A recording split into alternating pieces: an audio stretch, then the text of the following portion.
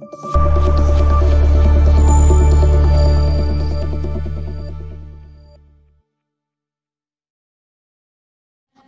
ప్రాంతంలో ఒక భిక్షగాడు ఆయా ప్రాంతాలు గృహాల దగ్గరకు తిరుగుతూ అడుక్కుంటూ ఉండేవాడు, భిక్షాటన చేస్తూ ఉండేవాడు. ప్రతిరోజు చేస్తూ ఆ వ్యక్తి మధ్యాహ్నం కరెక్ట్గా 1 గంట అయ్యే సమయానికి ఏం చేసేవాడో తెలుసా? ఆ మధ్యాహ్నం 1 గంట లోపు అనేక గృహాలకు తిరిగి భిక్షాటన చేస్తూ అడుక్కుంటూ ఉండేవాడు. 1 గంట అవ్వగానే మందిరం దగ్గరికి వచ్చి, మందిరము లోపలికి వచ్చి ఒక చిన్న ప్రార్థన చేసేవాడంట. ఏమన్నా తెలుసా? లోపలికి వచ్చి కళ్ళు మూసుకుని ఏవో తనకు వచ్చిన మాటలే, అయ్యా ఏసయ్యా నేను నీ జాన్ను వచ్చానయ్యా అనేవాడంట. ఏంటి? అయ్యా ఏసయ్యా నేను నీ జాన్ను వచ్చానయ్యా అని ఈ చిన్న ప్రార్థన చేసి వెళ్ళిపోతూ ఉండేవాడు. అలా కొన్ని దినాలు గడుస్తూ ఉంటే ఒకరోజు దైవ సేవకునికి అనుమానం వచ్చింది. ఏంటి ఈ వ్యక్తి ప్రతిరోజు 1 గంట కాగానే వస్తాడు, లోపలికి వెళ్తాడు, ఎక్కువసేపు కూడా ఉండడు, 1-2 నిమిషాల్లోనే మరలా బయటకు వచ్చేస్తాడు, వెళ్ళిపోతూ ఉంటాడు. అసలు ఎందుకు వస్తున్నాడు, ఎందుకు వెళ్తున్నాడు అని ఆ సేవకునికి డౌట్ వచ్చి ఒకరోజు అడిగాడంట, బాబు నువ్వెవరో నాకు తెలియదు కానీ ప్రతిరోజు కరెక్ట్గా 1 గంట టయానికి మందిరం దగ్గరకు వస్తున్నావు, లోపలికి వెళ్తున్నావు, మరి ఏంటో 1-2 నిమిషాలు అలా కూర్చుంటున్నావు, వెళ్ళిపోతున్నావు, ఏమని ప్రార్థన చేస్తున్నావు, అసలు ఏంటి నీ సంగతి అని అడిగాడు. వెంటనే ఆ వ్యక్తి అన్నాడంట, అయ్యా నేను భిక్షాటన చేసుకుంటూ ఉంటాను, నా పేరు జాన్. అయితే నాకు పెద్ద పెద్ద పదమాలికలతో వర్ణించి ప్రార్థన చేయటం నాకు పెద్దగా రాదు, ప్రార్థన అంటే అంతగా నాకు రాదు, కానీ ఒకటి మాత్రం తెలుసు, ఈ 1 గంట టైంలో నేను యేసయ్యను కలుసుకోవడానికి మాత్రం మందిరం దగ్గరకు వస్తున్నానయ్యా. నేను ఒకటే ఒక ప్రార్థన చేస్తాను. ఏమని చేస్తానంటే, యేసయ్యా నీ జాన్ని వచ్చానయ్యా, నీ పాదాల దగ్గరికి వచ్చానయ్యా అని ప్రార్థన చేసుకుని వెళ్ళిపోతానయ్యా అన్నాడు. సేవకుడికి చాలా ఆశ్చర్యం వేసింది. ఓ పర్వాలా, సర్లే అతనికి వచ్చిన ప్రార్థన అది చేసుకున్నాడు, వెళ్ళిపోయాడు అనుకున్నాడు.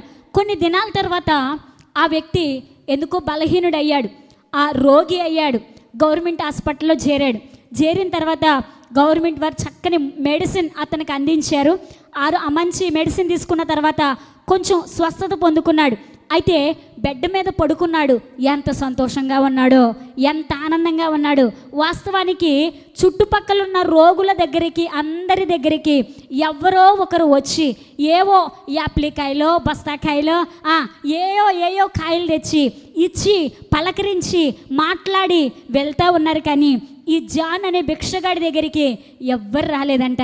కానీ అతని ముఖం ఎలా ఉందంటే క్రిస్మస్ పండగలాగా వెలిగిపోతూ ఉంది. అయితే పక్కనున్న పేషెంట్లకి డౌట్ వచ్చి అడిగారంట, బాబు మా దగ్గరికి చాలామంది వస్తూ ఉన్నారు, వచ్చేవాళ్ళు ఒట్టి చేతులతో రాకుండా మంచి మంచి కాయలు తీసుకొస్తూ ఉన్నారు, బలమైన వస్తువులు తీసుకొస్తూ ఉన్నారు, వాటితో పాటు వాళ్ళు కాసేపు మాతో మాట్లాడి వారి ప్రేమను మాకు పంచుతూ ఉన్నారు. నీ దగ్గరికి ఎవరు రాలేదే, నీతో ఎవరు మాట్లాడలేదే, నిన్నెవరు పలకరించలేదే, కనీసం ఏదైనా ఒక కాయో ఒక బ్రెడ్డో తెచ్చి నీ చేతిలో పెట్టలేదే, నిన్నెవరు పలకరించిన దిక్కు లేదు, కానీ నీ ముఖం మాత్రం ఎంత సంతోషంగా ఆనందంగా మెరిసిపోతూ ఉంది, ఎంత హ్యాపీగా ఉన్నావు, కారణం ఏంటి అని అడిగితే ఆ వ్యక్తి అన్నాడంట, నన్ను పలకరించడానికి రాలేదని నీకు చెప్పిన వాళ్ళు ఎవరో అన్నాడంట. ఏమన్నాడు? నన్ను పలకరించడానికి ఎవరూ రాలేదని నీకు చెప్పిన వాళ్ళు ఎవరు అన్నాడు. ఆ వ్యక్తికి అర్థం కాల. అదేంటయ్యా ఎవరు రాలేదు కదా, మేము చూస్తున్నాం కదా అని అంటే, ఆ భిక్షాటన చేసే భిక్షగాడు చెప్పిన మాట ఏంటో తెలుసా? నీకు విషయం తెలుసా? నేను మంచిగా ఉన్నప్పుడు, ఆరోగ్యంగా ఉన్నప్పుడు, దినదినము నడుస్తూ భిక్షాటన చేస్తూ ఉన్నప్పుడు 1 గంట సమయానికి మందిరంలోకి వెళ్ళి, అయ్యా యేసయ్యా నేను నీ జాన్ను వచ్చానయ్యా అని ప్రార్థించేవాడిని. అయితే ఇప్పుడు నేను బలహీనుడిగా ఉన్నాను కదా, రోగిగా ఉన్నాను కదా, లేవలేని పరిస్థితిలో ఉన్నాను కదా, నేను వెళ్ళలేనని అదే 1 గంట సమయానికి నా యేసయ్య నా తల దగ్గర నిలబడి నా తల మీద చేయి పెట్టి, జాను నేను యేసును వచ్చాను అంటున్నాడు. గట్టిగా చప్పట్లు కొడుతూ బిగ్గరగా దేవునికి స్తోత్రం చెప్దామా? ఏమన్నాడంట?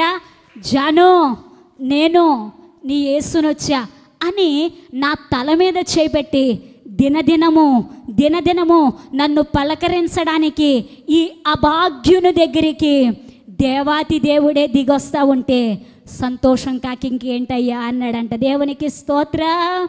ఈరోజు నా వర్తమానం ఏంటో తెలుసా?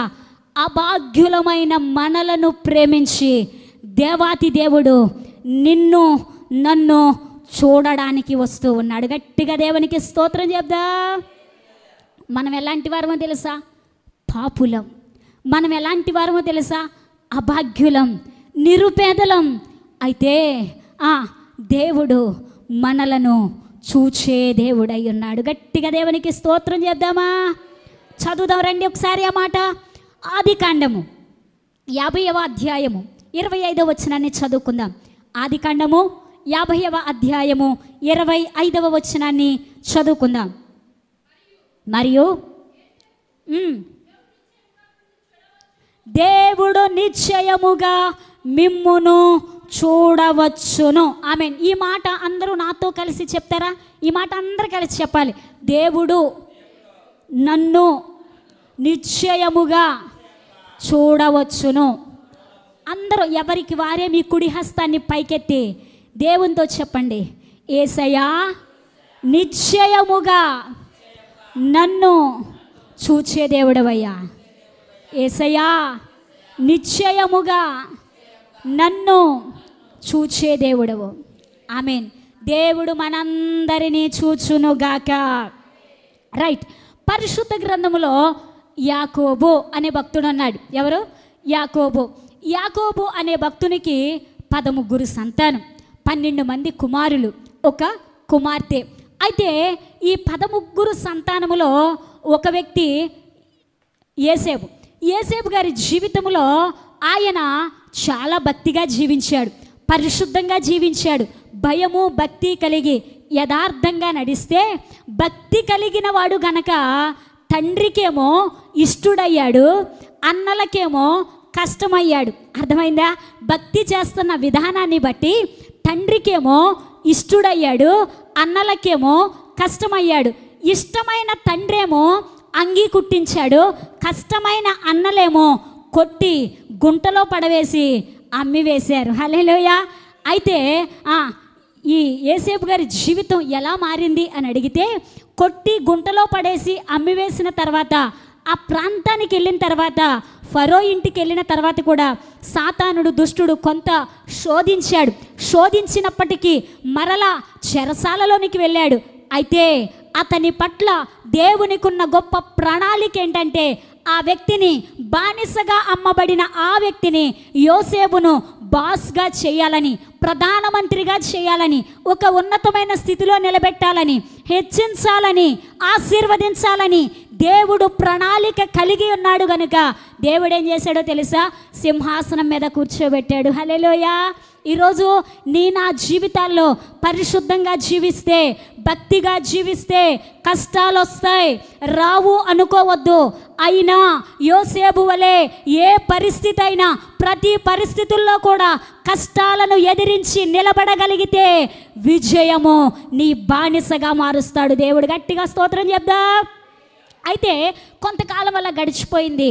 యోసేపు గారు ప్రధానమంత్రిగా మార్చబడిన తర్వాత జరిగిన విషయం ఏంటంటే, మనందరికీ తెలిసిందే, కరువు వచ్చింది. అయితే ఎక్కడ చూసినా ధాన్యం అనేదే లేని పరిస్థితుల్లో, ఆ పరిస్థితుల్లో ఐగుప్తులో ధాన్యం దొరుకుతుంది అని తెలిసినప్పుడు వెంటనే తండ్రి ఏం చేశాడంటే తన బిడ్డల్ని పిలిచి, అయ్యా మీరు ఆ ప్రాంతానికి వెళ్ళి చక్కగా ధాన్యాన్ని కొనుక్కురండి అని పంపించాడు. అయితే అన్నలందరూ అక్కడికి వచ్చేసరికి యోసేపు గారు వారిని గుర్తుపట్టాడా లేదా? గుర్తుపట్టి తర్వాత వారంతా కౌగలించుకుని మాట్లాడుకుని ఏడ్చుకుని ఆ సన్నివేశం అంతా మనకు తెలిసిందే. నేను ముందుకెళ్ళిపోతా ఉన్నాను. అయితే వారితో చెప్తాడు, అన్నలారా మీరు నాకు అన్యాయము చేసిన దేవుడు మాత్రం నాకు అన్యాయం చేయలా, దేవుడు మాత్రం నన్ను విడిచిపెట్టలా. ఈ కరువు సమయములో మిమ్మల్ని అందరినీ పోషించడానికే దేవుడు నన్ను ఇక్కడ నిలబెట్టాడు. పర్వాలేదు, అంతా వచ్చేయండి, తండ్రిని ఉన్న బిడ్డలందరినీ తీసుకుని ఇక్కడికి రండి అని వాహనాలను పంపించాడు. పంపించినప్పుడు కనాను దేశము నుంచి ఐగుప్తులోనికి 66 మంది బయలుదేరి ఆ ప్రాంతానికి వచ్చారు. ఆల్రెడీ ఇక్కడ యోసేపు గారి కుటుంబం ఉంది. వారితో కలిపి 70 మంది ఐగుప్తులో చేర్చబడ్డారు. అయితే కరువు దినాలు ముగించబడి కొన్ని దినాల తర్వాత తన తండ్రి వృద్ధుడైపోయాడు. యాకోబు గారు మరణించిన తర్వాత మరికొంతకాలం అయిపోయిన తర్వాత యోసేపు గారు కూడా 110 సంవత్సరాల కాలములో వృద్ధుడుగా మార్చబడి చనిపోయే ముందు తన అన్నలందరినీ పిలిచి ఆయన ఒక మాట మాట్లాడుతూ ఉన్నాడు. ఇప్పుడు చాలామంది ఏమంటారో తెలుసా? రే, చనిపోయే ముందు ఏం చెప్పాడు? డబ్బు ఎక్కడుందో చెప్పాడా? ఆస్తిపాస్తులు ఎక్కడున్నాయో చెప్పాడా? నోట్లు ఏమన్నా దాచిపెట్టాడేమో చెప్పాడా అని అంటారు కదా. చివరి మాటలు శ్రేష్టమైన మాటలు. అయితే ఈ యోసేపు గారు నేను డబ్బు దాచానో బంగారం దాచానో అని చెప్పలేదు, కానీ వారి అన్నలందరినీ పిలిపించి దగ్గరకు వచ్చిన తర్వాత ఆయన మాట్లాడుతూ ఏమన్నాడో తెలుసా? అన్నలారా, ఈ దేశం మనకు స్థిరము కాదు, ఇది మనకు స్వాస్థ్యము కాదు. మన దేవుడు, మన పితరుడైన అబ్రహాము, ఇస్సాకు, యాకోబులకు వాగ్దానం చేశాడు. ఏమని వాగ్దానం చేశాడో తెలుసా? పాలు తేనెలు ప్రవహించే కానాను దేశాన్ని మీకు స్వాస్థ్యంగా ఇస్తాను, మీకు అప్పగిస్తానని మన దేవుడు మనకు వాగ్దానం చేశాడు.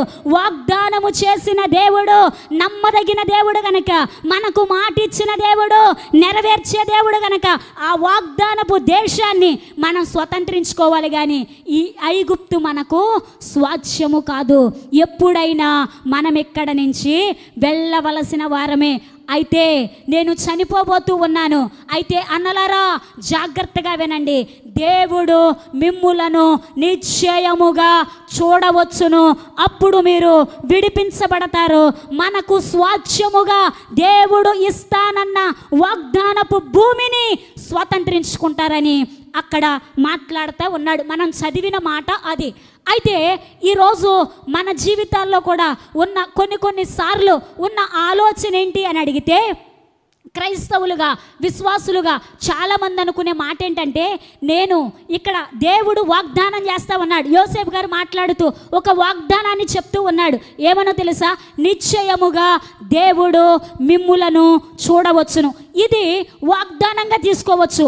ఈరోజు ఇక్కడున్న మనందరితో కూడా దేవుడు మాట్లాడుతున్న మాట ఏంటంటే, నిశ్చయముగా మిమ్ములను చూచే దేవుడను. ఏమంటున్నాడు ఆయన? నిశ్చయముగా.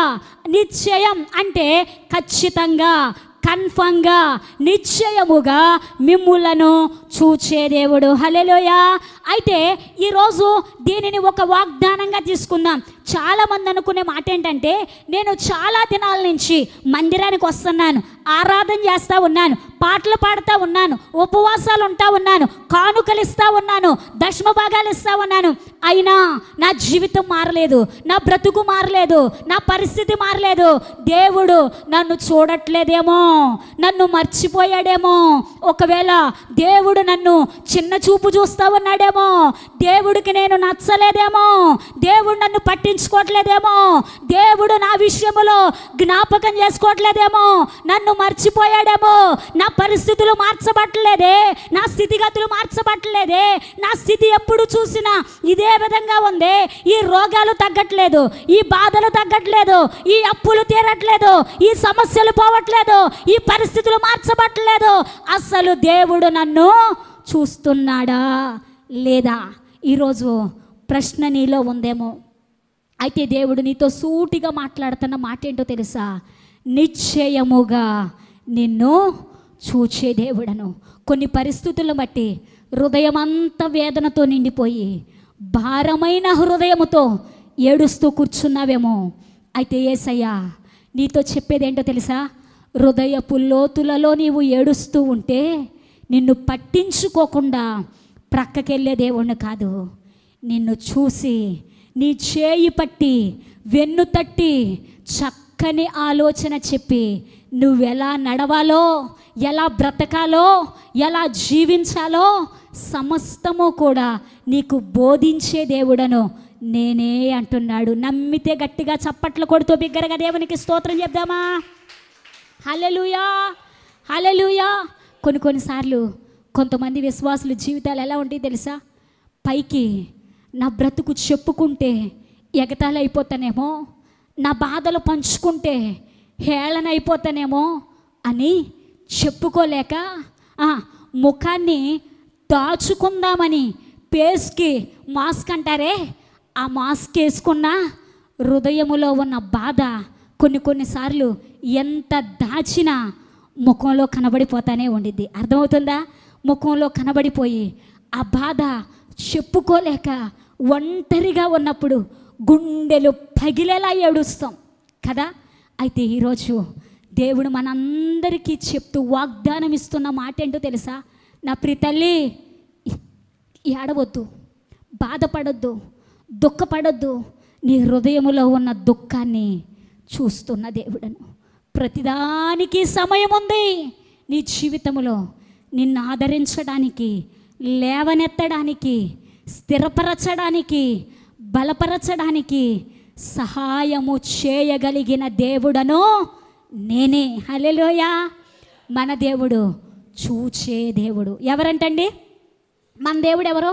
చూచే దేవుడు. అందుకే కీర్తనాకారుడు 33వ కీర్తన 14వ వచనంలో ఒక మాట అంటాడు, తానున్న నివాస స్థలములలో నుండి భూలోక నివాసులందరి వైపు చూస్తా ఉన్నాడంట. ఎవరి వైపు చెప్పాలి? ఎవరి వైపు? అందరి వైపు.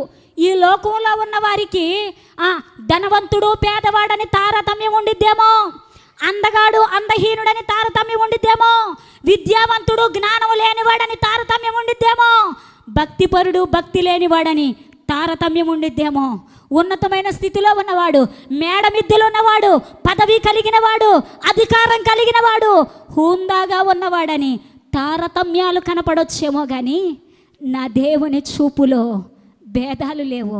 ప్రియ తల్లి, నిన్ను కన్న తల్లి ప్రేమలో పక్షపాతం ఉందేమో, కానీ నా యేసయ్య ప్రేమలో ఎలాంటి పక్షపాతము లేదు. నమ్మితే గట్టిగా చప్పట్లు కొడుతూ బిగ్గరగా దేవునికి స్తోత్రం చెప్దాం. మన దేవుడు ఎవరో తెలుసా? పక్షపాతము లేకుండా ప్రతి ఒక్కరిని చూస్తున్న దేవుడు, ప్రేమిస్తున్న దేవుడు. హల్లెలూయా. బైబిల్లో ఒక ఆమె యేసయ్యకు పేరు పెట్టింది. ఎవరో తెలుసా? హాగరు. ఆదికాండంలో చదువుకోండి. ఒకానొక రోజున శారమ్మ గారు అన్నయ్యా, నాకెటు బిడ్డలు పుట్టట్లేదు కదా, హాగర్ని తీసుకొని ఇచ్చింది. దాసీని ఇచ్చిన తర్వాత ఆమె గర్భవతి అయింది. గర్భవతి కాగానే ఈమె కంట యజమానురాలు నీచురాలుగా కనిపించిందంట. ఎందుకంటే నేను బిడ్డల్ని కంటున్నాను కదా, ఆమె గొడ్రాలు కదా అని శారమ్మ గారిని చిన్న చూపు చూసిందంట. చూడగానే శారమ్మ గారు మాత్రం తక్కువ, కోపం వచ్చింది. వెంటనే ఏమనాలి అర్థం కాక, నా ఉసురు నీకు తగులును గాక అంది. ఏమంది? నా ఉసురు నీకు తగులును గాక అంది. కోపంలో అనేసి వెంటనే అంది, ఈ దాసి నా ఇంట్లో ఉండటానికి లేదు, పొమ్మని అర్జెంటుగా అంది. ఈ మాట అనగానే అబ్రాం గారు కూడా ఏం చేయలేక నీళ్ళ తిరిచాడు, వెళ్ళిపోమ్మ అన్నాడు. నిండు గర్భవతి, నడవలేకపోతా ఉంది, నీళ్ళేమో తాగటానికి అయిపోయినాయి. అరణ్యములో పడి షూరు అరణ్యంలో నడుచుకుంటూ ఏడుస్తూ ఆమె ఏమని ఏడుస్తుందో తెలుసా? అయ్యో, దేశం కాని దేశం నుంచి వచ్చానే, యజమానుడు నమ్ముకున్నానే, యజమానుడు మోసం చేశాడు, యజమానురాలు మోసం చేసింది, నేను ఎవరి కోసం బ్రతకాలయ్యా, ఈ బానిస బ్రతుకేంటయ్యా అని ఏడ్చుకుంటూ ఒంటరిగా అరణ్య మార్గములో వెళ్ళిపోతూ ఉన్నా హాగర్ని చూసి దేవుడు, హాగరు ఎక్కడికి వెళ్తున్నావు అన్నాడు.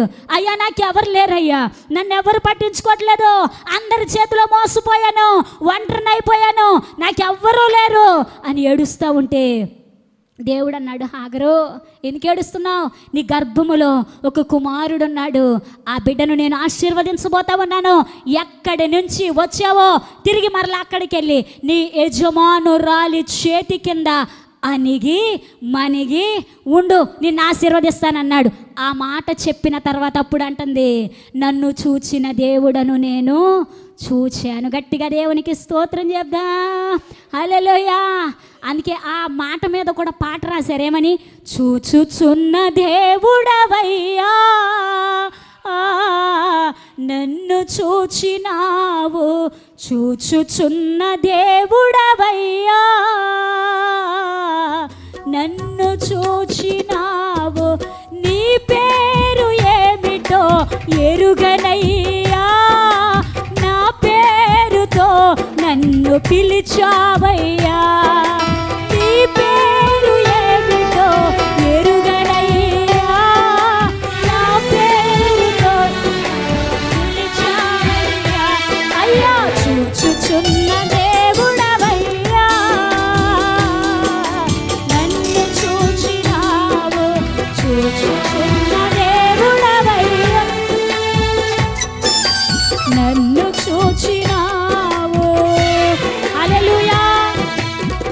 కూడా ఆరాధనలో మనం ఒక చక్కని పాట పాడాం, జ్ఞాపకం ఉందా? ఎక్కడే ఉన్నారా? ఏమని పాడాం? నన్ను చూచువాడా నిత్యం పరిశోధించి తెలుసుకున్నాడంట. ఏంటి?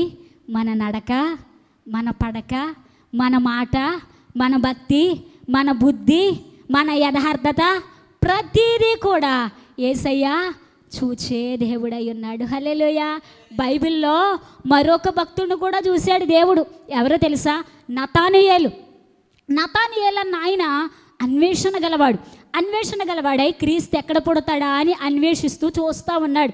అయితే ఫిలిప్ అని ఆయన వచ్చి అంటున్నాడు, అయ్యా నతానియేలు, మనం మెస్సయ్య కొరకు చూస్తూ ఉన్నాం కదా, ఆయన పుట్టాడంట, ఆయన వచ్చాడంట, చూద్దామా అని అంటే ఈయన అంటున్నాడు, ఎక్కడి నుంచి వచ్చాడు ఆయన అని అడిగితే ఆయన అంటాడు, నజరేతు నుండి వచ్చాడంటే వెంటనే నతానియేలు అంటాడు, నజరేతు నుండి ఏదైనా మంచిది వచ్చిద్దా? నువ్వు ఎలా నమ్మావు అని అంటే, అవన్నీ నాకు తెలీదు, ఆయన దగ్గరికి వెళ్దాం, నేను చూశాను, నీకు కూడా చూపిస్తాను రా అన్నాడు. వెంటనే వీళ్ళిద్దరూ కలిసి ఎక్కడికి వచ్చారు? ఇప్పుడు యేసయ్య దగ్గరికి వచ్చారు. యేసయ్య దగ్గరకు రాగానే యేసయ్య ఏమన్నాడో తెలుసా? ఇతనిలో ఏ కపటము లేదు, ఇతడు నిజముగా ఇశ్రాయేలీయుడు అన్నాడు. గట్టిగా దేవునికి స్తోత్రం చెప్దాం. ఆ మాట చెప్పగానే వెంటనే నతానియేలు అంటున్నాడు, అయ్యా నేను నీ దగ్గరకు వచ్చానని, లోకంలో అంటారే నేను నీ దగ్గరికి వచ్చానని నన్ను చెట్టు ఎక్కిస్తున్నావు కదా, మేఘాల్లోకి ఎక్కిస్తున్నావు కదా అన్నట్టుగా ఈయన అంటున్నాడు, నేను నీ దగ్గరకు వచ్చానని నాలో ఏ కపటం లేదంటున్నావా అని అనగానే యేసయ్య ఏమన్నాడో తెలుసా? నతానియేలు, నువ్వు నా దగ్గరకు వచ్చావని అనలేదయ్యా, నీవు అంజూరపు చెట్టు కింద కూర్చున్నప్పుడే ఫిలిప్ వచ్చి నిన్ను పిలవకముందే నేను నిన్ను చూశానయ్యా అన్నాడు. గట్టిగా స్తోత్రం చేద్దామా? ఈరోజు నీ పట్ల నా పట్ల దేవునికి గొప్ప గొప్ప ప్రణాళిక కలిగి ఉన్నాడు దేవుడు. చాలామంది ఏమంటారో తెలుసా? నేను ఎందుకు పుట్టానో తెలియదు, ఎందుకు పెరుగుతున్నానో తెలియదు, ఎందుకు బ్రతికున్నానో తెలియదు, నా జీవితం ఏంటో తెలియట్లేదు, నా బ్రతుకేంటో అర్థం కావట్లేదు. సహోదరి సహోదరుడు విను, నీ పట్ల దేవునికి గొప్ప ప్రణాళిక కలిగి ఉన్నది. నీ పట్ల నీ తల్లిదండ్రుల ప్రణాళికలు కొంచెమే కావచ్చు, నీ అత్తమామల ప్రణాళికలు కొంచెమే కావచ్చు, అయితే నా యేసయ్య నీ పట్ల కలిగి ఉన్న ఉద్దేశములు, నీ పట్ల కలిగి ఉన్న తలంపులు ఎంత గొప్పవే తెలుసా? అవి విస్తారమైనవి. దేవునికి స్తోత్రం.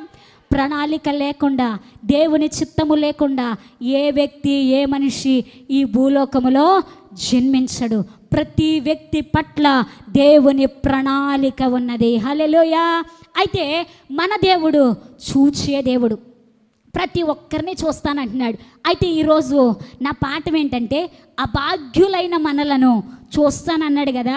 ఏ పరిస్థితుల్లో ఉంటే చూస్తాడో 3 విషయాలు, సింపుల్గా ఎక్కువ టైం తీసుకోను, 3 విషయాలు ఎవరిని ఎలాంటి పరిస్థితుల్లో ఉన్నవారిని చూస్తాడో షార్ట్ కట్లో 3 విషయాలు చెప్పాలని ఆశ కలిగి ఉన్నాను. అయితే దేవుడు చూచే దేవుడు. ఎవరిని చూస్తాడో చూద్దాం. చూడండి, ఒకసారి చూడండి. నిర్గమాకాండం 3వ అధ్యాయం, నిర్గమాకాండము 3వ అధ్యాయము 7వ వచనాన్ని చదువుకుందాం. నిర్గమాకాండము 3వ అధ్యాయము 7వ వచనాన్ని చదువుదాం. మరియు చదవమ్మా.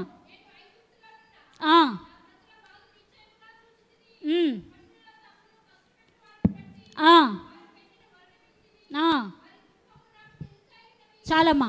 చూచుచున్న దేవుడు ఎవరిని చూస్తాడు అని అడిగితే మొట్టమొదటిగా శ్రమలో ఉన్న వారిని చూస్తాడు. ఎవరిని చూస్తాడంట? చెప్పాలి. ఎవరిని చూస్తాడు? శ్రమలో ఉన్న వారిని చూస్తాడు. ఇక్కడ ఇశ్రాయేలీయుల ప్రజలు ఐగుప్తులో 430 సంవత్సరాలు బానిసత్వంలో ఉన్నారు, చెరలో ఉన్నారు, శ్రమల్లో ఉన్నారు, నలిగిపోతూ ఉన్నారు. ఎందుకంటే వారు పెట్టే బాధలు తట్టుకోలేక, వారు పెట్టే శ్రమలను తట్టుకోలేక, ఇబ్బందులకు తాళలేక ఏడుస్తూ ఉన్నారు, దుఃఖపడతా ఉన్నారు. దుఃఖపడి ఏడ్చి ఇప్పుడు మొర్ర పెట్టడం మొదలుపెట్టారు. ఏమనో తెలుసా? దేవా, మమ్మల్ని ఎప్పుడు విడిపిస్తావయ్యా? ఈ చెరలో నుంచి ఎప్పుడు విడిపిస్తావు? ఈ శ్రమల్లో నుంచి ఎప్పుడు విడిపిస్తావు? ఈ బాధల్లో నుంచి ఎప్పుడు విడిపిస్తావు? మాకెప్పుడు విముక్తి కలిగిద్ది? అయ్యా, మమ్మల్ని జ్ఞాపకం చేసుకోవా అని ఆ బానిసత్వపు కొలిమిలో ఉండి వారంతా మొర్ర పెడతా ఉంటే నా దేవుడు, నీవు నేను ఆరాధించే దేవుడు. మన దేవుడు ఎవరో తెలుసా? చూచే దేవుడు. వారు పెట్టిన బాధలను బట్టి, వారు ఏడుస్తున్న ఏడ్పును నా యేసయ్య నిశ్చయముగా చూసి వారిని విడిపించడానికి దిగి వచ్చాడంట. గట్టిగా దేవునికి స్తోత్రం చెప్దాం. ఈరోజు నీవు కూడా శ్రమలనే కొలిమిలో ఉన్నావేమో. నిన్ను విడిపించడానికి నా యేసయ్య నీ కొరకు దిగి వచ్చునుగాక. హల్లెలూయా. దిగి వచ్చిన దేవుడు మోషే దగ్గరికి వెళ్ళాడు. మోషే, ఇశ్రాయేలీయుల ప్రజలు శ్రమల్లో నలిగిపోతూ ఉన్నారు అని మోషే దగ్గరికి పర్వతం మీద మండుచున్న పొదలో ఉండి మోషేతో మాట్లాడాడు. మోషేతో మాట్లాడి మోషేని ప్రాంతానికి తీసుకొచ్చాడు. వారందరినీ విడిపించి ఎక్కడికి తీసుకొచ్చాడు? పాలు తేనెలు ప్రవహించే దేశానికి దేవుడు ఏం చేశాడు? నడిపించాడు. ఈరోజు ప్రియ సంగమా, ప్రియ సహోదరి సహోదరుడా, నా జీవితాల్లో కూడా శ్రమల్లో ఉన్నానయ్యా, కష్టాల్లో ఉన్నానయ్యా, ద్వేషింపబడుతూ ఉన్నానయ్యా, అవమానాల్లో ఉన్నానయ్యా, నలిగిపోతూ ఉన్నానయ్యా, కృంగిపోతూ ఉన్నాను, ఏం చేయాలో అర్థం కావట్లేదు, ఎటు తోచట్లేదు అని వేదన పడుతూ గుండెల్లో బాధతో ఎక్కడ కూర్చున్నావేమో, లేకపోతే ఈ వాక్యాన్ని వింటూ ఉన్నావేమో. పరిశుద్ధాత్మ దేవుడు నీతో సూటిగా మాట్లాడే మాట, 430 సంవత్సరాలు బానిసత్వపు చెరలో ఉండి దేవా ఎప్పుడు మమ్మల్ని విడిపిస్తావని పెట్టిన కేక విన్నాడు, చూచాడు, వారిని విడిపించాడు. ఈరోజు ఏ భారముతో వచ్చావో, ఏ శ్రమలో వచ్చావో, ఏ కష్టములో ఉన్నావో, ఏ నష్టములో ఉన్నావో, ఏ ఆవేదనతో గుండెలు పగిలేలాగా కన్నీటితో ఏడుస్తూ మూలుగుతూ ఇక్కడ కూర్చున్నావో, నా యేసయ్య నిన్ను విడిపించడానికి సమర్థుడు అని దేవుని వాక్యము సెలవిస్తా ఉంది. హల్లెలూయా. బైబిల్లో ఒక వ్యక్తి ద్వేషించబడిందంట. ఎవరో తెలుసా? ఆమె లేయా. ఎవరు? లేయా. లేయా ద్వేషించబడింది. ఎలా? ఆమె జబ్బు కళ్ళది కదా. ఆమె ఎవరు? జబ్బు కళ్ళది. తల్లిదండ్రుల ప్రేమ, భర్త ప్రేమ అసలే నోచుకోలేదనుకోండి. ఎందుకంటే యాకోబు గారేమో చిన్నామెను ప్రేమించాడు, తండ్రి ఏమో పెద్ద ఆమెనిచ్చి పెళ్లి చేశాడు. అయితే పెళ్ళైతే జరిగింది కానీ భర్త ప్రేమను ఏనాడు నోచుకోలేదు. ఆమె ద్వేషించబడతా ఉంది, అవమానించబడతా ఉంది. ఒకవేళ అక్క చెల్లెళ్ళిద్దరూ నేను అనుకుంటున్న వాక్యం చదివినప్పుడు నేను చేసుకుందామంటే నువ్వు చేసుకున్నావని తిట్టుకున్నారేమో. ఎన్ని నిందలను అనుభవించిందో, ఎంత బాధను అనుభవించిందో.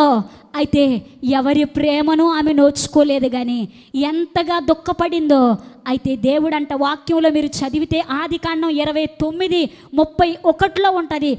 లేయా ద్వేషింపబడుట చూచి దేవుడు ఆమె గర్భమును తెరచెను అని ఉంటుంది. గట్టిగా దేవునికి స్తోత్రం చెప్దాం. ఆమె దూషణల పాలవుతున్నప్పుడు, ద్వేషించబడుతున్నప్పుడు, అవమానపరచబడుతున్నప్పుడు, ఏడుస్తున్నప్పుడు లేయా కన్నీటిని తుడిచి దేవుడు ఆమెను జ్ఞాపకం చేసుకుంటే ఆమె గర్భములో నుంచి ఎవరొచ్చారో తెలుసా? లేవీలు వచ్చారు, ప్రవక్తలు వచ్చారు, రాజులు వచ్చారు, అధికారులు వచ్చారు, ఉన్నతమైన గొప్ప గొప్ప భక్తులంతా కూడా లేయా గర్భంలో నుంచి వచ్చారండి. గట్టిగా దేవునికి స్తోత్రం చెప్దాం. అందుకే యేసన్న గారు ఒక పాట పాడాడేంటి? ఈ లోకపు శ్రమలంట నీవిచ్చే బహుమానం ముందు ఎన్న తగినవి కాదయ్యా. ఈ లోకపు శ్రమలేమి అవేమి ఎంచుకోదగినవి ఏం కాదు. ఎందుకంటే ముందుంది ఏంటది? నీ మహిమ, నీ కిరీటం, నీవిచ్చే బహుమానాలు అవి ఎంత గొప్పయో. ఈ లోకములో లేయా ద్వేషించబడింది కానీ, అవమానపరచబడింది కానీ, నిందించబడింది కానీ ఆమె గర్భాన్ని తెరచిన దేవుడు ఆమెను ఆశీర్వదించి గొప్ప గొప్ప ప్రవక్తలు పుట్టుకొచ్చేటట్టు చేశారు. హల్లెలూయా. ఈరోజు నా పరిస్థితి ఏంటా, నా బాధ ఏంటా అని బాధపడుతూ ఉన్నావేమో. దేవుడు నీతో చెప్తున్న మాట ఏంటో తెలుసా? ఏడవలసిన పని లేదు, బాధపడాల్సిన పని లేదు. దేవుడు నీతోనే ఉన్నాడు, నిన్ను చూచే దేవుడు నీ పక్షంగానే ఉన్నాడు. మీకు ఒక గతంలో నేను వాక్యం చెప్తూ ఒక సాక్ష్యం చెప్పాను. ఎంతమంది గుర్తుందో లేదో నాకు తెలీదు. గూడాబత్తుల జానయ్య గారని సాక్ష్యం చెప్పాను. గుర్తుందో లేదో మరొకసారి జ్ఞాపకం చేస్తాను నేను. ఆ దైవజనుడంట 2 అన్నదమ్ములంట. ఇద్దరు అన్నదమ్ములు అయితే ఒకానొక రోజు ఎందుకో వారిద్దరు వెళ్తూ ఉంటే సువార్త ప్రకటించే వాళ్ళు వచ్చి ఆ ప్రాంతంలో సువార్తను ప్రకటిస్తూ ఉన్నారు. ప్రకటిస్తూ ఉండగా ఈ ఇద్దరు అన్నదమ్ములు కూడా అక్కడికి వెళ్ళి ఏం జరుగుతుందని కూసేపు విని వాళ్ళ మనస్సు మార్చుకుని మారు మనస్సు పొంది వారి హృదయాన్ని దేవునికి అప్పగించి యేసయ్యను సొంత రక్షకుడిగా అంగీకరించి తిరిగి ఇంటి దగ్గరకు వచ్చారు. జరిగిన విచిత్రం ఏంటో తెలుసా? ఇంటికి రాగానే గ్రామస్తులంతా ఒక్కటయ్యి ఆ ఇద్దరిని వెలివేశారు. గ్రామ చావిడి దగ్గరికి పిలిచారు, రచ్చబండ దగ్గరికి పిలిచారు. మీరిద్దరూ ఆ యేసయ్యను వదిలిపెడితే మా గ్రామంలో ఉండండి, లేదంటే ఊరు వెలుపలికి వెళ్ళిపోండి అని చెప్పారు. అయితే ఏం చేయాలో అర్థం కాల. ఈ జాన్ అన్న ఆయన మాత్రం నేను యేసయ్యనే నమ్ముకుంటాను, ఆయన నా సొంత రక్షకుడిగా అంగీకరించాను, నాకు గ్రామం అవసరంలా, కుటుంబం అవసరంలా, వెలివేసిన పర్వాలా, ఊరు వెలుపలే ఉంటాను నేనని ఒంటరిగా మిగిలిపోయాడు. ఆయనతో పాటు ఆయన భార్య, ఆయన కుమారుడు. భార్య అందే, అయ్యా నీ తమ్ముడు మరలా వచ్చేసాడు కదా, నువ్వు కూడా వచ్చేయచ్చు కదా అంటే ఆయన అన్నాడు, నేను ఏదైతే నమ్మానో అగ్ని వంటి దేవుణ్ణి నమ్మాను, నేను విడిచిపెట్టను, నాకు ఆయనే కావాలి అని చెప్తే, అయితే మీతో పాటు మీరెక్కడుంటే నేను అక్కడే ఉంటాను, మీరేం తింటే నేను అదే తింటాను, సరే పదండి అని ఇంట్లో ఉన్న కావలసిన వస్తువులు తీసుకుని ఇంటిని విడిచిపెట్టారు, గ్రామాన్ని విడిచిపెట్టారు. కట్టు బట్టలతో వండుకోవడానికి కొన్ని వస్తువులు మాత్రమే తీసుకుని భార్య, భర్త, కుమారుడు ఊరు వెలుపలికి వెళ్ళి ఒక చిన్న పాక లాంటిది వేసుకుని దానిలో నివసిస్తూ ఉన్నారు. అయితే ఆ గ్రామస్తులు ఒక కండిషన్ పెట్టారు, ఎవరైనా వాళ్ళతో మాట్లాడినా, వాళ్ళ దగ్గరకు వెళ్ళినా మిమ్మల్ని కూడా వెలేస్తామన్నారు. అయితే ఎవరు రారేమోనని ఆ భార్యకు అంతగా దేవుని గురించి తెలియదేమో దిగులు పడి ఏడుస్తూ ఉంది. అందరిలో కలిసి ఉన్నవాళ్ళు కదా, ఒకరోజు 2 రోజులు 3 రోజులు అయ్యేసరికి కుమారుడు జ్వరం వచ్చేసింది, దిగులు పడిపోయాడు. దిగులు పడి కుమారుడు ఏడుస్తూ ఉన్నాడు. ఆ తల్లి ఏం చేయాలో అర్థం కావట్లా. ఏదైనా పనికి వెళ్దామంటే ఆ అయ్యగారిని ఎవరో పనిలో పెట్టుకోవట్లా. ఎందుకు?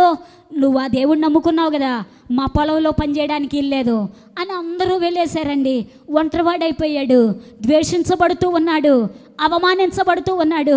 ఒంటరిగా కూర్చుని తినడానికి తిండి లేక భార్య బిడ్డను పెట్టుకుని ఒంటరిగా చెట్టు దగ్గర మోకరించి మిట్ట మధ్యాహ్న సమయంలో, ప్రభువా నువ్వెవరో నాకు తెలియదు, నిన్ను నమ్ముకున్నందుకే కదా ఇన్ని అవమానాలు ఎదురవుతూ ఉన్నాయి, ఇన్ని బాధలు నేను పడాల్సి వస్తూ ఉంది, నా పరిస్థితి ఏంటయ్యా, తినడానికి తిండి లేదు, మరి నా కుమారుడు చూస్తే ఇప్పుడు చాలా బలహీనుడైపోయాడు, కనీసం నా బాబుకు వైద్యం చేయాలంటే ఏ డాక్టరు రావడానికి లేదు, ఏంటయ్యా నా పరిస్థితి అని ఆ బాబును దగ్గర పెట్టుకుని ఏడుస్తూ ఉన్నారు.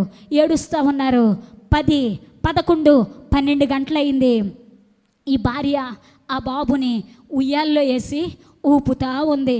ఆ బాబు జ్వరం ఎక్కువైపోతూ ఉంది, చనిపోతాడేమో, మాట్లాడట్లా, చాలా బాధగా ఉంది. అయితే ఏం చేయాలో అర్థం కావట్లా.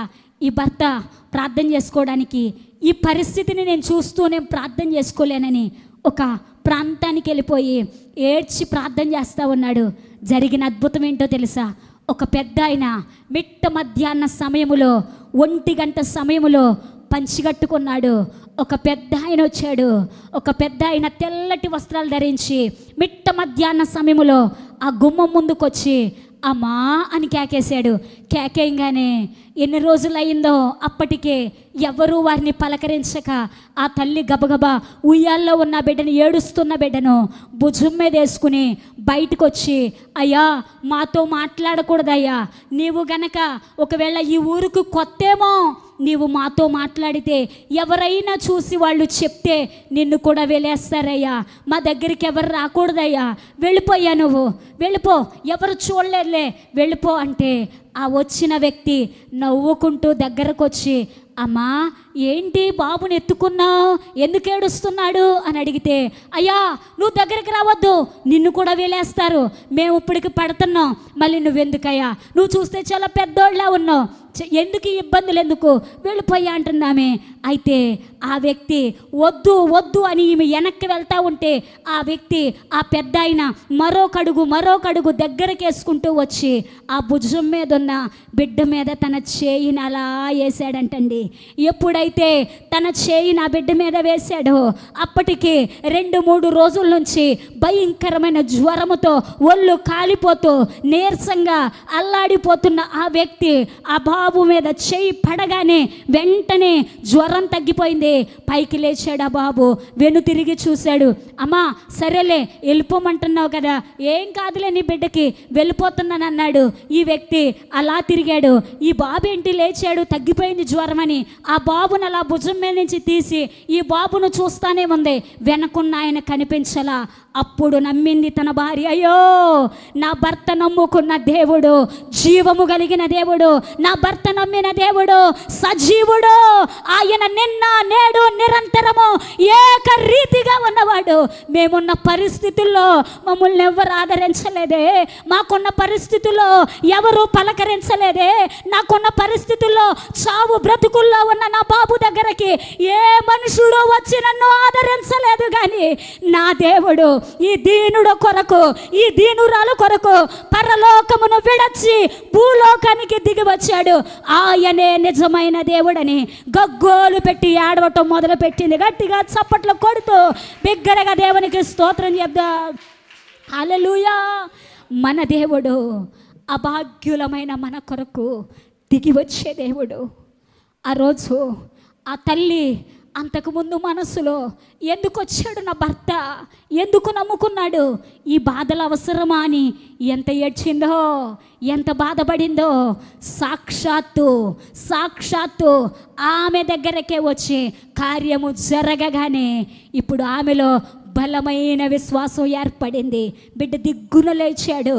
ఇంటిలోకి వెళ్ళి చూస్తే అన్నీ సమృద్ధిగా కనపడతా ఉన్నాయి.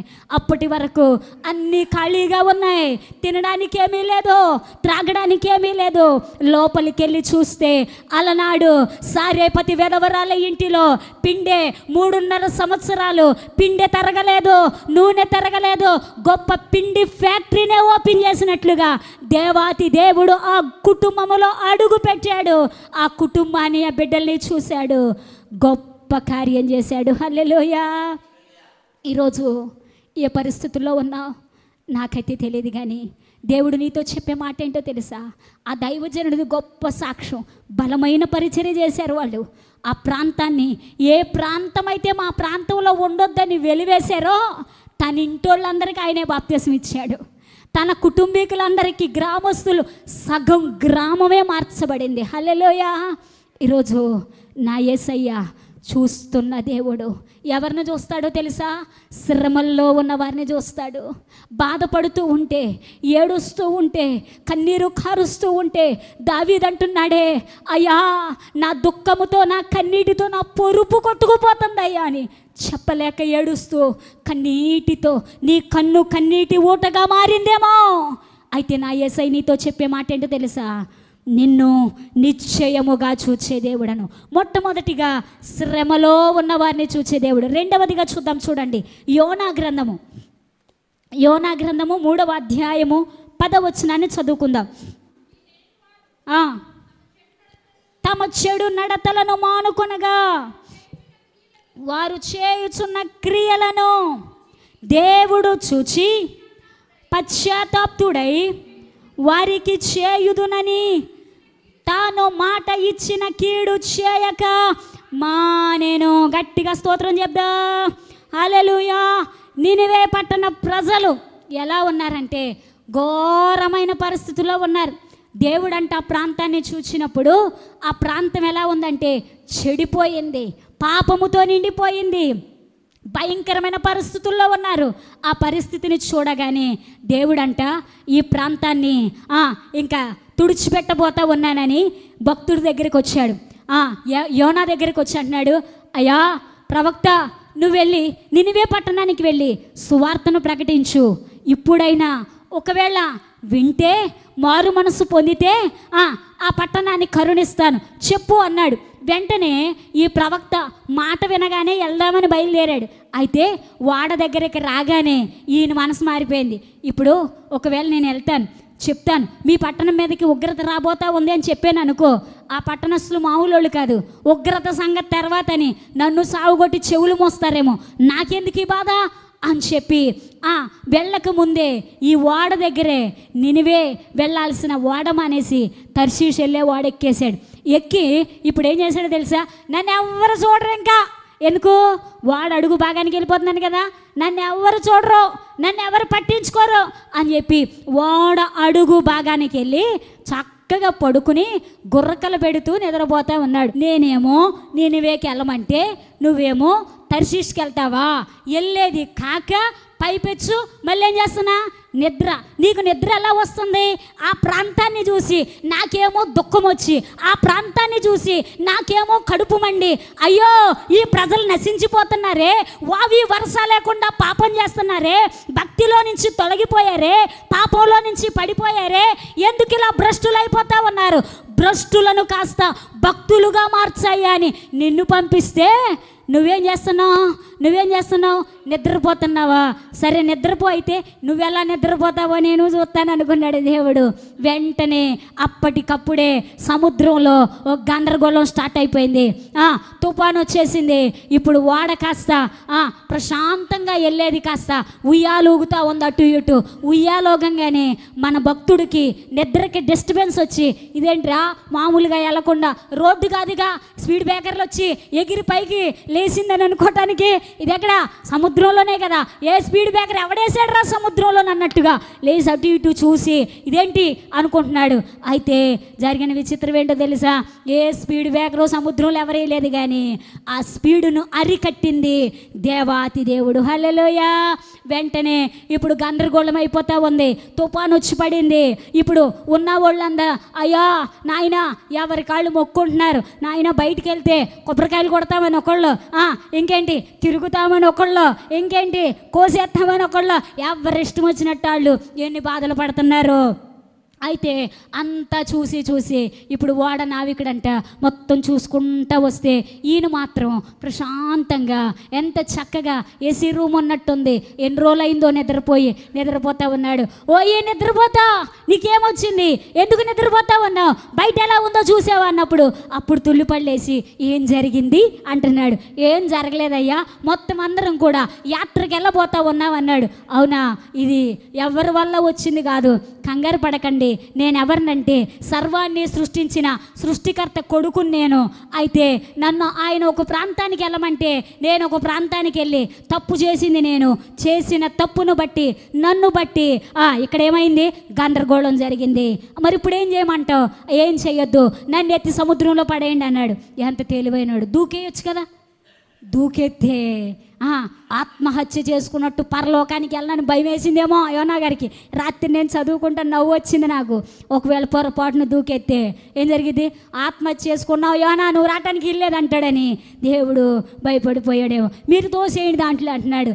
ఇప్పుడు అనగానే సరే అన్నారు. వెంటనే ఇప్పుడు యోనా గారిని పట్టి ఎత్తి సముద్రంలో పడేశారు. దేవుడు చేపకు ఆజ్ఞాపించాడు, చేప నా భక్తుడు పడుతున్నాడు, వెళ్ళు పట్టుకో, అరాయించుకోవద్దు, మింగి తిప్పి సముద్రం అంతా తిప్పి తీసుకెళ్ళి ఎక్కడికో ఏ ప్రాంతానికి వెళ్ళమన్నాను ఆ ప్రాంతంలో కక్కన్నాడు. ఇప్పుడు అడు తిప్పింది. అయితే చేప కడుపులోకి వెళ్ళిన తర్వాత యోనా గారికి బుద్ధి వచ్చింది. ఆ అధ్యాయాల్లో మీరు చదువుకోండి, అక్కడ ఉండి మొర్ర పెడతాడు. అయ్యా పాతాళంలో ఉండి మొర్ర పెడుతున్నానయ్యా, ఉపద్రవములో. ఎందుకు వెళ్ళావు ఉపద్రవానికి? నిన్ను వెళ్ళమన్నాడు ఆయన, నిన్ను ఎక్కడికి వెళ్ళమన్నాడు? నినివే వెళ్ళే వాడెక్కితే ఉపద్రవంలోకి దూకువుగా. కానీ కొన్నిసార్లు మనం చేసే మిస్టేక్లు మన చేతులతో మనమే దూకుతూ ఉంటాం. జాగ్రత్తగా వినండి. అయితే ఇప్పుడు ఉపద్రవములో నుంచి మొరపెడతా ఉన్నాడు. అయ్యా ఉపద్రవంలో ఉన్నానయ్యా, అయ్యా క్షమించయ్యా, అయ్యా అని జ్ఞాపకం చేసుకయ్యా అంటే ఆయన అనుకుంటున్నాడేమో, నేను నిన్ను బాగానే జ్ఞాపకం చేసుకున్నాను, ఏం బాధలేదు, సువార్త ప్రకటిద్దు కానీ అనుకున్నట్టున్నాడు. 3వ రోజున తీసుకెళ్ళి చేప ఎక్కడికెక్కింది? ఎక్కడ? నీనివే ఒడ్డున కక్కింది. ఇప్పుడు బయటికి రాగానే కళ్ళు తెరిచి అలా చూశాడు. ఏం కనపడుతుంది? నీనివే అని బోర్డు కనపడుతుంది. ఇప్పుడు అనుకుని ఉంటాడు, అయ్యా నేను పారిపోయినా తీసుకొచ్చి ఎక్కడ పెట్టావు, మళ్ళీ ఎక్కడే పెట్టేవయ్యా అనుకున్నాడేమో. అప్పుడు లేచి చక్కగా శుభ్రంగా స్నానం చేసి ఆ ప్రాంతంలోకి వెళ్ళి ఆ ప్రాంతం అంతా తిరిగి, నినివే పట్టణం అంతా తిరిగి సువార్తను ప్రకటించాడు. ఇదిగో ఉగ్రత రాబోతూ ఉంది, కీడు రాబోతూ ఉంది మీ పట్టణం మీదకి. ఇప్పుడైనా మీరు మారు మనసు పొందండి, నిజ దేవుని తెలుసుకోండి, పాపాన్ని విడిచిపెట్టండి, అపవిత్రతను విడిచిపెట్టండి, చెడు పనులు విడిచిపెట్టండి, చెడ్డ తలంపులు విడిచిపెట్టండి, మారు మనసు పొందండి అని విరివిగా సువార్తను ప్రకటించాడు. జరిగిన విచిత్రం ఏంటో తెలుసా? ఎప్పుడైతే ఈ ప్రవక్త యోనా సువార్తను ప్రకటించాడు, ఈ మాటలు విన్న ప్రజలు ఇప్పుడు ఏం చేశారో తెలుసా? సింహాసనం మీద కూర్చున్న రాజు మొదలుకొని పాలు తాగే పసిబిడ్డ వరకు పశువులతో సహా ఏం చేశారు? అందరూ కూడా ఉపవాసముండి ఏం చేశారంట? చెప్పాలి, ఏం చేశారు? ఉపవాసముండి తగ్గించుకుని ఏడవటం మొదలుపెట్టారు. అయ్యా మేము పాపులమయ్యా, మేము దోషులమయ్యా, అతిక్రమం చేసామయ్యా, దోషం చేసామయ్యా, క్షమించయ్యా అని హృదయపూర్వకంగా దేవుని సన్నిధిలో కన్నీరు కార్చి మొర్రపెట్టి ప్రార్థన చేశారు. ప్రార్థన చేస్తే మన దేవుడెవరో? ప్రార్థనలు ఆలకించే దేవుడు. తండ్రి అని పిలిస్తే తనయుడు అని పలికే దేవుడు. విరిగి నలిగిన హృదయముతో ప్రభువా నేను పాపినని నువ్వు కేక వేయగలిగితే జవాబిచ్చే దేవుడు. ఇర్మియా గ్రంథంలో ఒక మాట ఉంటుంది, ఇదిగో నీవు నాకు మొర్రపెట్టు నేను నీకు ఉత్తరం ఇస్తానన్నాడు. ఇప్పుడు దేవుడు ఏం చేశాడో తెలుసా? వారి ఆడవటం చూశాడు, పశ్చాత్తాపడటం చూశాడు, కన్నీరు కార్చడం చూశాడు, ఉపవాసం ఉండడం చూశాడు. వారు పెట్టిన మొర్రను చూచిన దేవుడు చేయాలనుకున్న కీడును ఆపివేశాడంటే గట్టిగా చప్పట్లు కొడుతూ దేవునికి స్తోత్రం చెప్దామా? హల్లెలూయా. ఈరోజు కుటుంబాల మీదకి వస్తున్న కీడు తొలగిపోవాలంటే నువ్వేం చేయాలి? ప్రార్థన చేయాలి. హల్లెలూయా. నినివే ప్రజలు ఏం చేశారు? మారు మనసు పొందారు. ఈనాడు చాలామంది దైవ సేవకులు విరివిగా వాక్యం చెప్తూ మారు మనసు పొందండి అమ్మ అంటే మారు మనసు పొందట్లేదు, కానీ మాయ మనసు పొందుతున్నారంట. ఏం పొందుతున్నారు? మాయ మనసు. ఈ మాయ మనసు ఎలా ఉండిద్ది? ఒక్కడ బాగా వాక్యం చెప్పినప్పుడు, వాక్యాన్ని విన్నప్పుడు అప్పుడుకప్పుడే ఇంకా బెలూన్లో గాలి నిండిపోయినట్లుగా ఏం చేస్తావు? సంపూర్తిగా సమర్పించేసుకుంటావు. ఎలా? సోమవారం నుంచి ఆదివారం దాకా దినానికి గంట సేపు ప్రార్థన చేస్తాను, మంచిగా బైబిల్ చదువుతాను, నేను ఈ మాట తప్ప నా నోటి వెంట మరొక మాట రానివ్వను అని తీర్మానం తీసుకుంటావు. మందిరంలో ఒక్కరోజు బాగానే ఉంటావు, 2 రోజులు బాగానే ఉంటావు, 3వ రోజుకి మరి ఆ బెలూన్కి చిన్న బెజ్జం పడిద్దో ఏమో తెలియదు, కానీ కొంచెం కొంచెంగా ఏమైపోద్ది? డౌన్ అయిపోయిద్ది. మళ్ళీ ఆదివారం వచ్చేసరికి బెలూన్లో గాలి అంతా పోయి ఆదివారం 11ంటికి ప్రార్థన అమ్మంటే 1:30కి వచ్చేస్తారు. మనం ఎందుకు? గాలి లేదు కదా. మొన్న ఆదివారం అంటే నిర్ణయించుకున్నాం సమయానికి రావాలని, సమయానికి దేవుని పాదాలు పట్టుకోవాలని, ప్రార్థన చేయాలని. ఇప్పుడు ఇదే మనసు అంటారు, మాయ మనసు అంటారు. మాయ మనసు మనకొద్దు, పాతోడు మనలోకి రాకూడదు. మారు మనసు కలిగి జీవించాలి. ఏ మనసు కావాలి? చెప్పాలి, ఏ మనసు కావాలి? మారు మనసు కావాలి. ఈ నినివే ప్రజలు మారు మనసు పొందారు, మనసును మార్చుకున్నారు, పాపాలు విడిచిపెట్టారు, పశ్చాత్తాపం కలిగి జీవించారు, దేవునికి లోబడ్డారు. అయితే దేవుడు వారిని జ్ఞాపకం చేసుకుని కీడుని ఏం చేశాడు? తొలగించి వేశాడు. ఇంకొక వ్యక్తి కూడా ప్రాంతమంతా తిరిగి సువార్తను ప్రకటించాడు, కానీ ఎవ్వరు నమ్ముకోలే. ఎవరా వ్యక్తి? చెప్తారా? ఎవరా వ్యక్తి? అమ్మో, వాక్యం ఎంత చక్కగా వింటున్నారు మీరు. యోనా ప్రవక్త ఏమో ప్రాంతమంతా తిరిగి సువార్తను ప్రకటిస్తే వాళ్ళు మారు మనసు పొందారు. ప్రశ్న నేనే చెప్పి జవాబు నేనే చెప్పి ఇంకేం నేర్చుకుంటున్నారండి? అసలు ఏం వింటున్నారు మీరు వాక్యం? ఒక ప్రవక్త ప్రాంతమంతా తిరిగాడు, సువార్తను ప్రకటించాడు, కానీ ఎవ్వరు నమ్మలా. కుటుంబం మాత్రమే రక్షణ పొందింది. ఇంతగా చెప్పినా మీకు అర్థం కాలేదా? ఆదికాండం 7వ అధ్యాయం 1వ వచనం చదువుకోండి. నోవహు ఆ తరము వారిలో నోవహు ఒక్కడే నీతిమంతుడుగా ఉన్నాడంటే. అయితే దేవుడు చూచాడు, వాళ్ళంతా చెడిపోయి ఉన్నారు. దేవుడు అనుకున్నాడు జలప్రళయంతో తుడిచేయాలనుకున్నాడు. అయితే ఓడను కట్టమని చెప్పాడు. ఓడ కట్టతానే ఉన్నారు. ఈ నోవహు గ్రామాలు, ప్రాంతాలు, ఊర్లు అందరికీ తిరిగి ఎన్ని దినాలు సువార్తను ప్రకటించాడు. కానీ ఎవ్వరూ మారు మనసు పొందలా. తాను, తన భార్య, తన కుమారులు, తన కోడళ్ళు మాత్రమే ఆ ఓడలో ప్రవేశించాడు. అయితే మనుషులెవ్వరు రాలేదు కాబట్టి జంతువులను పిలువు, పక్షులను పిలువు అన్నాడు. అన్ని జాతుల్లోని, అన్ని పక్షుల్లోని అన్నీ వచ్చేసినాయి, ఓడలో కూర్చున్నాయి. అయితే తలుపు మూసేశాడు దేవుడు. తలుపు మూసిన తర్వాత అప్పుడు ఆకాశపు తూములు విప్పాడు. వర్షం స్టార్ట్ అయ్యింది. ఇప్పుడు 1 రోజు, 2 రోజులు, 3 రోజులు, 4 రోజులు, కొన్ని దినాలు అయిపోయిన తర్వాత ఈ వాటర్ ఎక్కువైపోతా ఉన్నప్పుడు అప్పుడు అనిపించిందంట, అయ్యో మనం ఈ మధ్య ఒక తాతయ్య గారు వచ్చి ఏం చెప్పాడు, నమ్ముకోండి అమ్మా జలప్రళయం వస్తుంది, నమ్ముకోండి అమ్మా జలప్రళయం వస్తుంది అన్నాడు.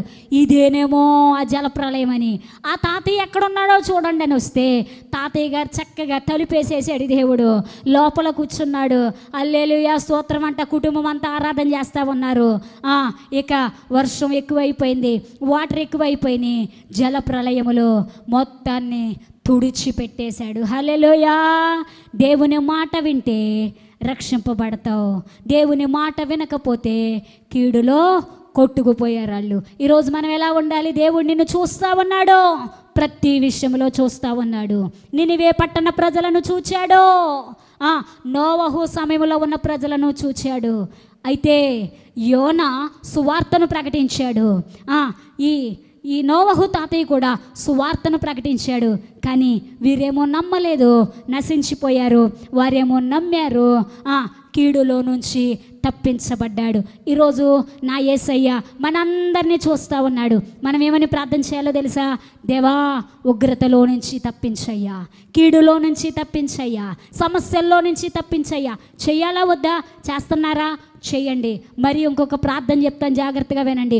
రాకడ దినాలు దగ్గర పడని సమయం సమీపించింది. నీ రాకడెప్పుడో ఎవరికి తెలియదయ్యా. ఏ సమయంలో, ఏ గడిలో ఏం జరుగుతుందో ఎవరికి తెలియదు. మమ్మల్ని జ్ఞాపకం చేసుకయ్యా, నీ కృప మా మీద ఉంచయ్యా అని ప్రార్థన చేయాలి. చేస్తే దేవుడు కనికరిస్తే రాబోయే ఉగ్రతలో నుంచి కూడా దేవుడు మనలందరినీ తప్పించునుగాక.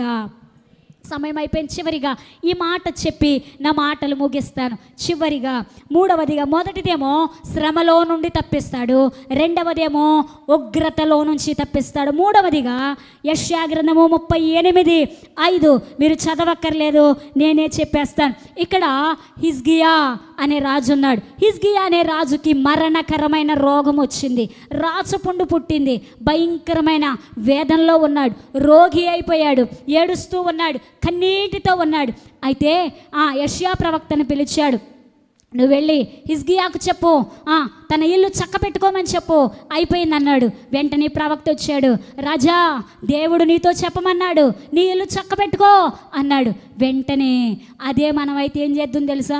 నేను రాజునైతే నువ్వు వచ్చి నా ఇల్లు చక్క పెట్టుకోమంటావా?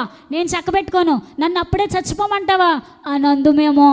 కానీ ఈ హిజ్కియా మారు మాట్లాడాలా. వెంటనే మంచం మీద నుంచి కిందకి దిగాడు. కొంచెం బలహీనత అయితేనే మన మందిరానికి రాం, ఎగ్గొట్టేస్తాం, అబద్ధాలు చెప్తాం. ఏంటమ్మా చర్చికి రాలేదంటే అప్పటికప్పుడికే వచ్చేసిందండి కడుపులో నొప్పి, అప్పటికప్పుడే వచ్చారండి చుట్టాలు. అబద్ధాలొద్దు, దేవుని సన్నిధిలో అబద్ధాలు ఆడొద్దు. హిజ్కియా మరణకరమైన పరిస్థితుల్లో కూడా తన మంచం మీద నుంచి కిందకి దిగాడు. గోడ తట్టు తన ముఖాన్ని తిప్పుకుని, అయ్యా నేను ఎలా జీవించానో, ఎలా బ్రతికానో కృపతో జ్ఞాపకం చేసుకయ్యా, నీ కృపతో జ్ఞాపకం చేసుకయ్యా. నీ కృప లేకపోతే నేనేం చేయలేనయ్యా. నీ కృపతో ఒక్కసారి నీ కృపతో జ్ఞాపకం చేసుకయ్యా అని కన్నీటితో ప్రార్థన చేస్తే హిజ్కియా కన్నీటిలో ఉన్నప్పుడు దేవుడు చూచాడు. ఈరోజు నువ్వే పరిస్థితుల్లో ఉన్నావో నాకు తెలియదు, కానీ దేవుడు నిన్ను చూచే దేవుడు.